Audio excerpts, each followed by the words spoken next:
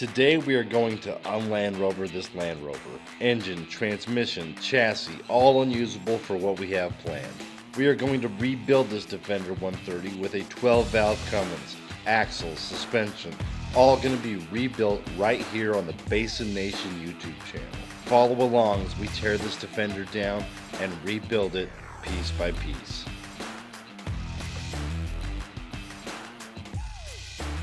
So yeah, we have this Land Rover Defender 130, and right now we're gonna get it up in the air, check everything out, see what we're gonna do with it. Once we get all this figured out, we're gonna put a list together, start chopping away at it. I don't know what we're gonna do yet.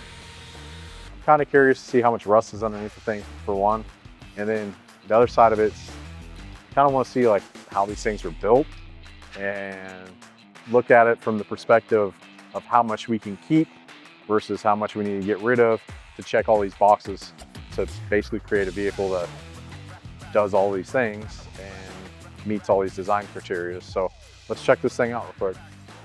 I've never really seen one of these things in person. I haven't really paid much attention to them, to be honest with you, but kind of going over, looking at it right now.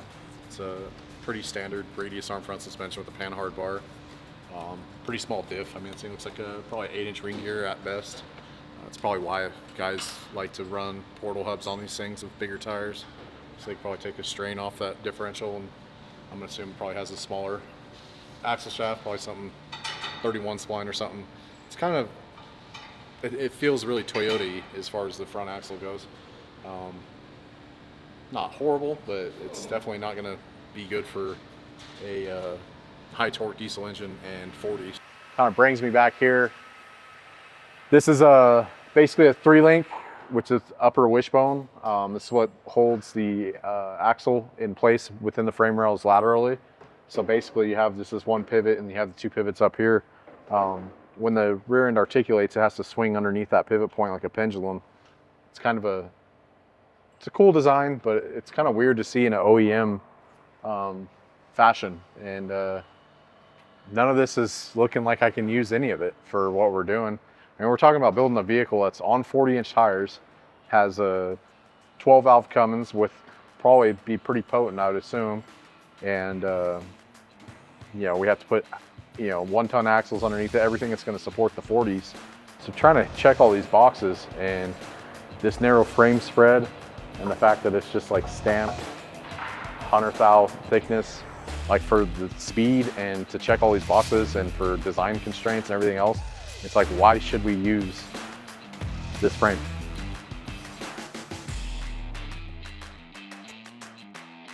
We're gonna model all this in CAD and start dropping files out and start building stuff. Should be pretty rad.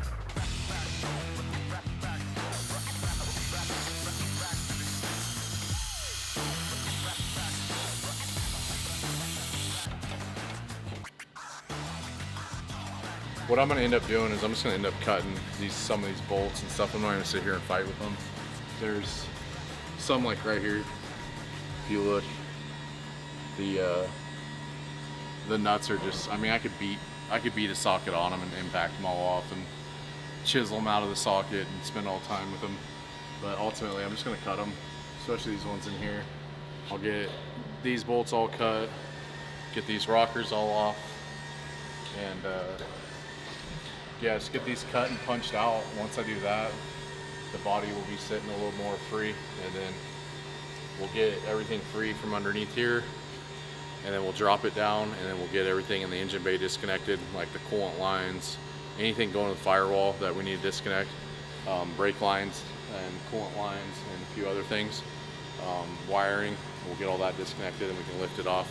So what I'm starting on right now today is I'm just gonna get all these bolts cut and get the body freed up underneath.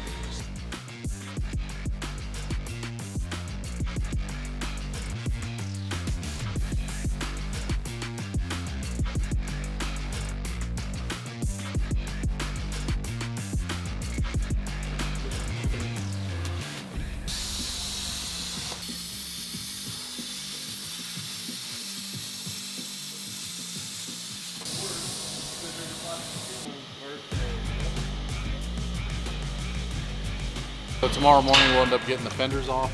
and then the front core support, all of this pulled back, and then start disconnecting everything on the firewall and the steering shaft and all the basics, and see if we can just lift up the cab and also lift up the bed separately and see if we can roll this frame out from underneath of it.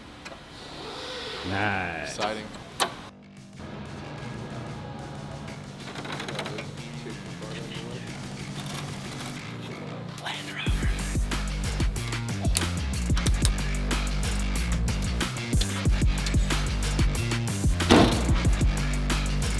Slick.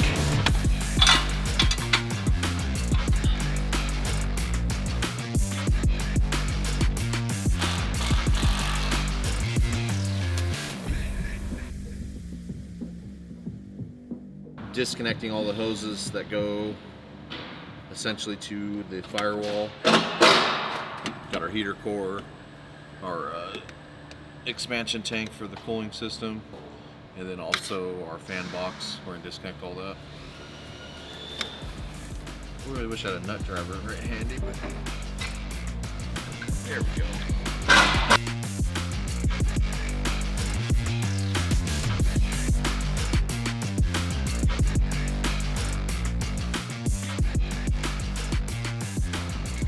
Here's what we're doing with this thing. We got the magical plan now. Right now, we're stripping it, taking the body off,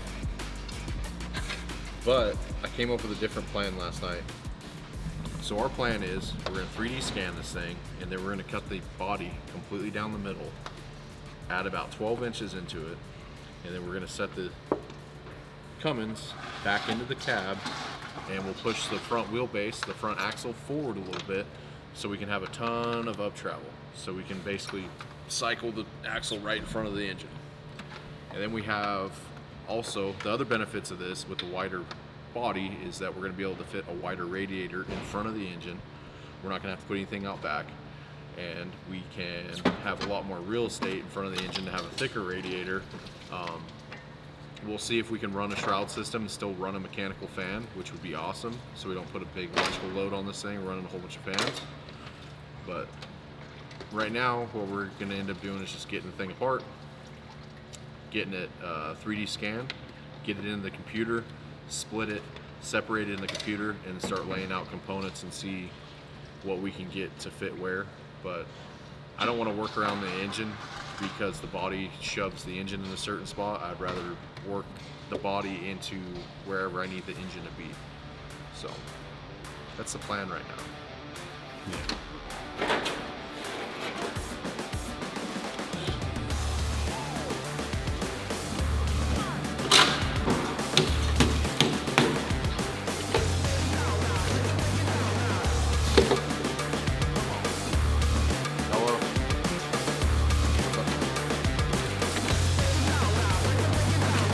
This is where we see if TJ got everything.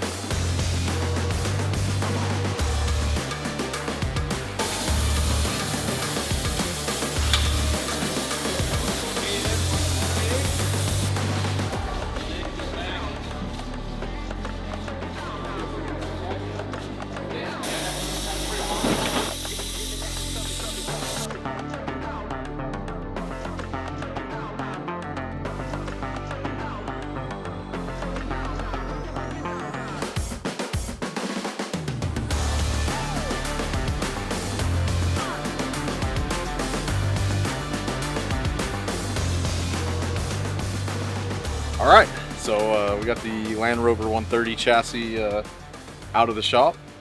I think it's about time that we start sourcing some parts, and I found a pretty screaming good deal on Facebook Marketplace for a set of Super Duty axles. we built a hitch crane for the specific reason of Facebook Marketplace finds. So in situations like this, where it's just me and then a guy that can only lift a camera. Come on, dude. Don't like, not in front of the people. Not in front of the people. It's just me and a guy that can lift a heavy camera. It's nice to have a crane so I can pick up huge assembled axles and throw them in the back of the truck. So let's see how that thing works out, because I haven't really got to use it yet other than moving stuff around in the shop. So I think it's gonna work out. So we're picking up some Super Duty axles, came out of a Ford Super Duty pickup. Basically these are just a Dana 60 with a Sterling 10.5. We're gonna end up using these on our Land Rover Defender 130 build. We're gonna use the housings, axle shafts, a few other things. We'll re-gear them, put lockers in them. But we brought this crane out here, see if it's as useful as we thought it would be, and it's turning out to be pretty useful already, I think.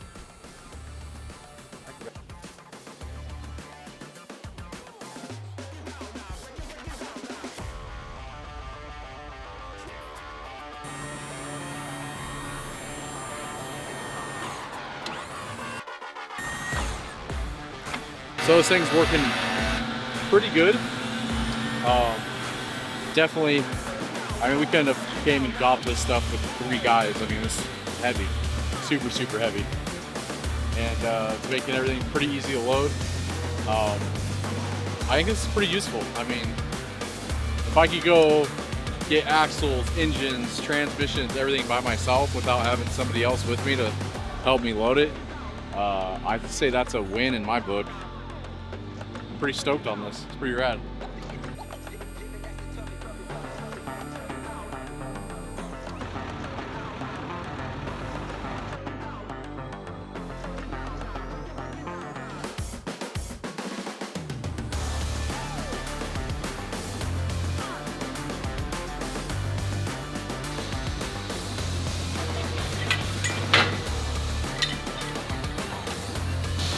I guess the next step is I have a guy from Salt Lake Manufacturing come down and 3D scan the entire Land Rover 130. So when they come down, basically they're just going to set a whole bunch of points all the way across all the surfaces, and then they'll come through, 3D scan it. I'll end up taking the scan file, putting it into my CAD software, drawing the chassis around this body. What we're going to do in the file though is we're going to take this scan file, I'm going to split it, I'm going to add 12 to 20 inches of width into the scan file, or into the actual CAD file, and then we'll draw the chassis around that. So we'll draw a chassis around a widened Land Rover. It's going to be interesting, and I'm sure it's going to piss a lot of people off, I hope. I'm kind of a provocateur, you know what I'm saying? What is that? The provocateur? Yeah. I've never heard that before. Provoking people.